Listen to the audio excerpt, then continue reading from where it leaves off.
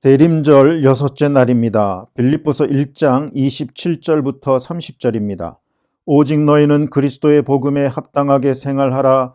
이는 내가 너희에게 가보나 떠나 있으나 너희가 한 마음으로 서서 한 뜻으로 복음의 신앙을 위하여 협력하는 것과 무슨 일에든지 대적하는 자들 때문에 두려워하지 아니하는 이 일을 듣고자 함이라.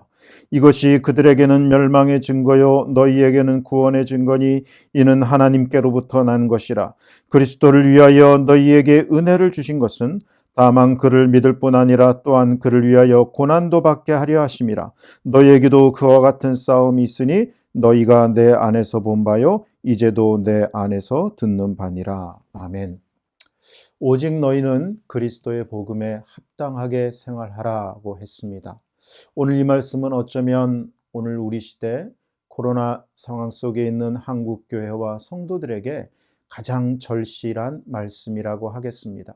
여기 생활하라라는 이 말은 시민답게 살라라는 뜻입니다. 예수 그리스도의 복음이 가르치는 대로 예수 그리스도의 복음에 합당한 우리의 시민권은 저 하늘에 있다 하지 않습니까? 예수 그리스도의 복음에 합당한 하나님 나라 시민다운 생활을 하라는 것입니다. 빌립보는 지금의 마게도냐, 지금의 그리스에 해당하는 지역입니다. 빌립보 시민들은 마게도냐에 살면서도 로마 시민권을 갖고 있었기 때문에 로마 법에 순종하며 로마 황제에게 복종하고 로마 황제의 통치를 받아야 했습니다. 마찬가지로 빌립보 성도들은 시민으로서 빌립보 땅에 살고 있었지만 그들의 시민권은 하나님 나라에 있었기 때문에 하나님 나라에 속해 하나님 나라의 법에 순종하며 살아야 한다는 것입니다.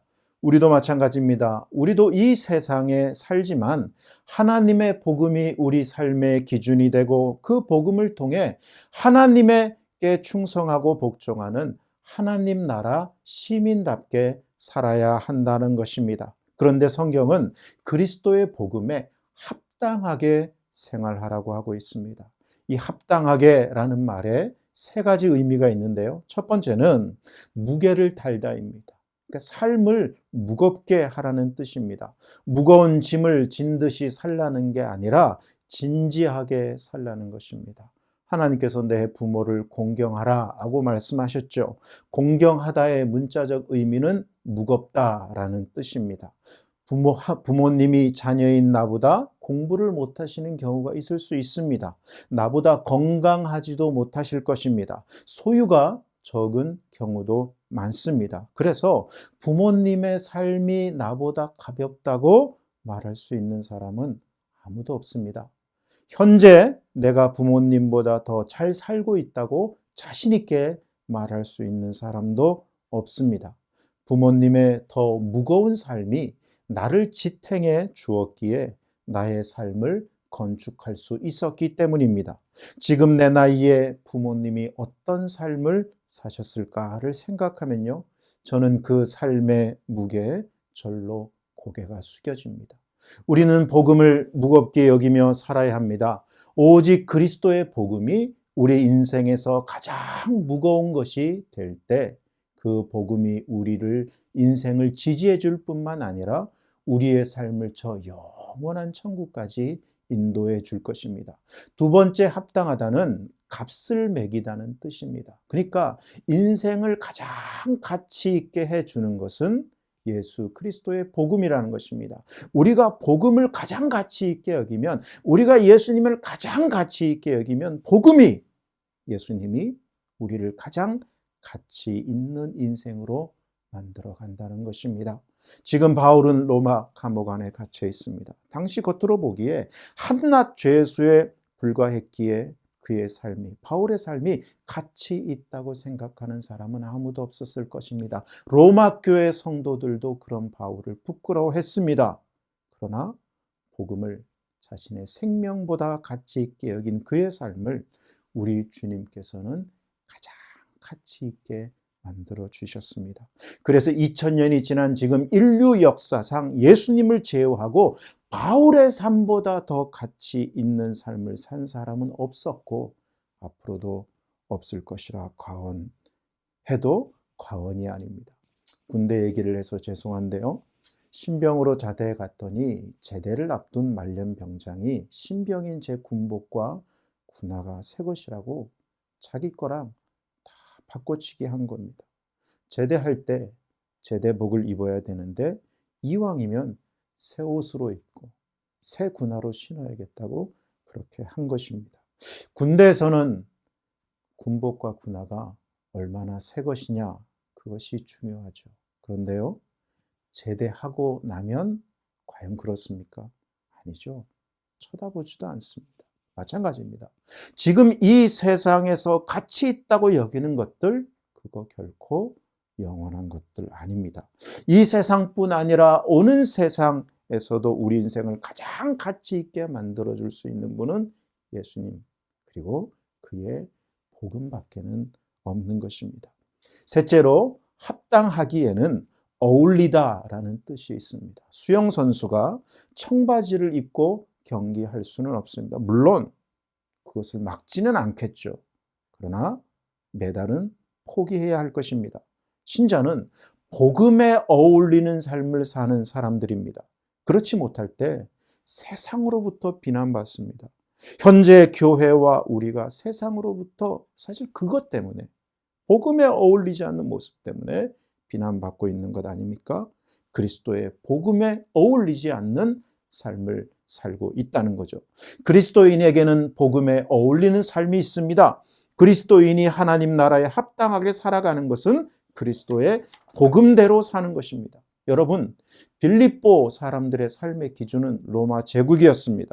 로마 제국의 세계관이 그들의 인생을 무겁게 만들어주고, 로마 제국의 가치관이 그들의 인생을 가치 있게 만들어주고, 로마 제국의 문화와 생활이 그들에게 가장 어울린다고 생각했을 겁니다. 그것이 그들의 자랑이었습니다. 그러나 여러분, 지금 로마 제국은 어떻게 되었습니까? 참된 무거움, 영원하고 변함없는 가치, 하나님 나라의 백성으로서 우리에게 가장 어울리는 건요, 예수 그리스도의 복음밖에는 없는 것입니다. 그런데 그리스도의 복음에 합당하게 사는 삶은요, 결코 만만치 않습니다. 그래서 바울은 그리스도를 위하여 너희에게 은혜를 주신 것은 다만 그를 믿을 뿐 아니라 또한 그를 위하여 고난도 받게 하려 하심이라 했습니다. 이런 말입니다. 그리스도를 위하여 너희에게 은혜를 주신 것은 다만 그를 믿는 은혜뿐 아니라, 너희가 그 은혜를 인하여 믿음으로 말미암아 구원을 받는다 하잖아요. 믿는 은혜뿐 아니라 또 그를 위하여 고난받는 은혜도 함께 받게 하려 하심이라 하는 겁니다. 고난을 통한 은혜를 누리게 하시는 것이 은혜를 주신 하나님의 목적이랍니다. 여러분, 어떻게 우리 모두가 힘들어하고 싫어하는 고난이 은혜일 수 있겠습니까? 예전에 나는 가수다라는 프로에서 임재범 씨가 리메이크해서 부른 여러분이라는 그 노래를 여러분 기억하실 겁니다. 원래 그 노래는요, 윤복희 권사님이 1979년 서울국제가요제에서 대상을 받은 그런 노래입니다. 2016년 6월 빛과 소금이라는 기독교 잡지에 윤복희 권사님의 간증이 실렸습니다. 여러분이라는 노래에는 어린 시절 부모를 잃고 생계를 위해 어린 나이에 미군 부대에 무대를 올라야 했던 그분의 삶이 녹아 있다라고 간증을 했습니다. 1976년 2월 대구로 공연차 내려가다가 빗길에 자동차가 3바퀴나 구른 대형 사고가 있었다고 합니다. 근데 기적처럼 사람은 아무도 다치지 않았다고 했습니다. 그 사고 때 빗줄기를 타고 성령 하나님께서 그를 찾아주셨다고 했습니다. 특별한 은혜죠, 체험이죠. 그래서 윤 권사님은 대구 공연에서 본래 부르기로 했던 첫 곡을 부르지 못하고 조명도 없고 반주도 없이, 그러니까 미군 공연이니까요, Amazing Grace, 나 같은 죄인 살리신 주 은혜 놀라워, 그 노래를 영어로 불렀다고 합니다. 그렇게 성령을 체험하고 난 후 2년이 지난 후 열병이 나서 누워 있을 때 주님께서 이렇게 말씀하셨다고 해요. 딸아, 외로우냐?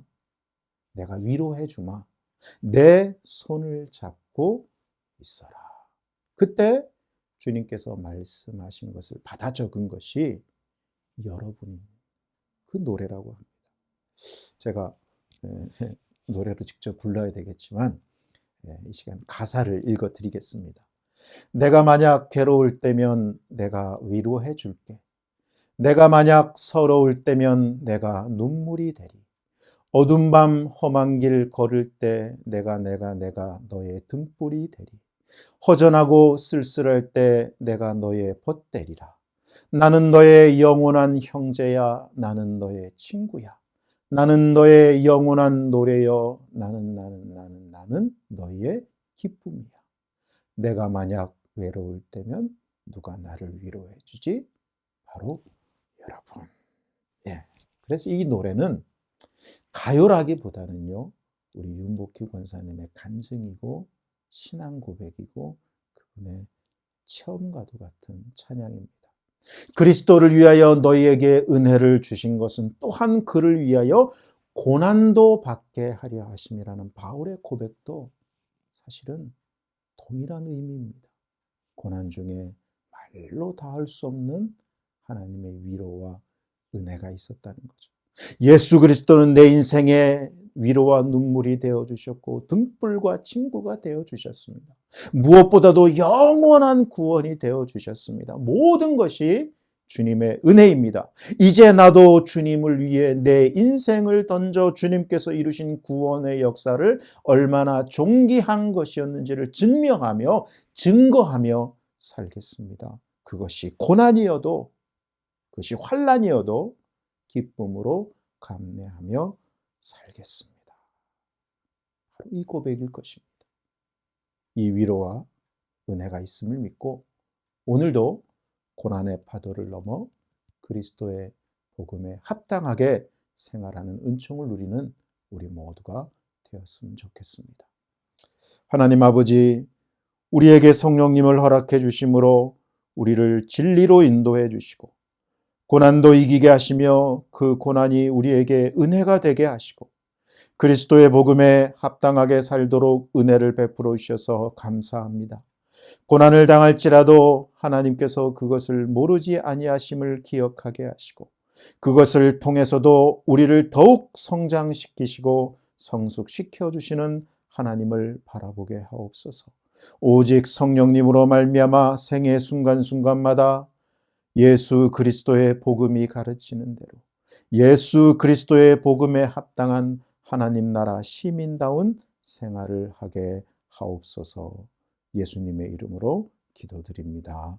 아멘.